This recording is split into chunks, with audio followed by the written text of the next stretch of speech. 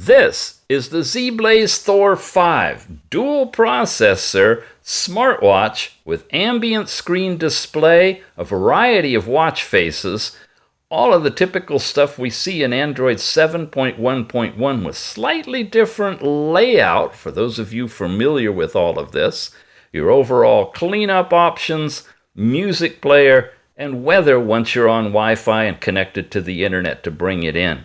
You have your notifications available to you.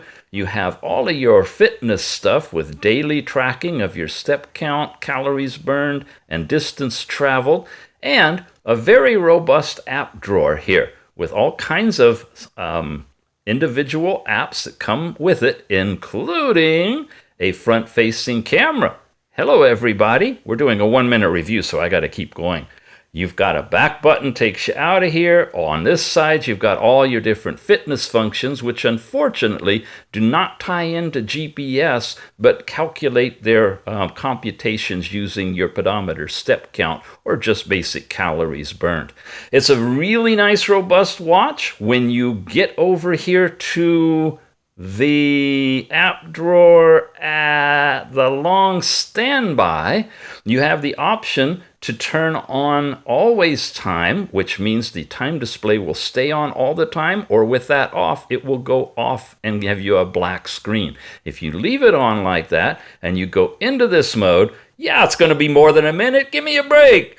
We got too many things to talk about. There, it just vibrated, and now I've got the time, and that time screen will stay on in this mode. I can use the front or back button to go into 2 other pages. There's your fitness stuff, and there's your continuous, always running, always on heart rate. Once it acquires it, it's going to give you the report of your heart rate in bracelet mode now. Low power, 4 days they claim, life on this mode. And it's available until you reboot the watch. To get out of here, you have to press and hold the power button, and it literally restarts the watch back into smartwatch mode. That, folks, is the THOR 5. Yeah, check it out.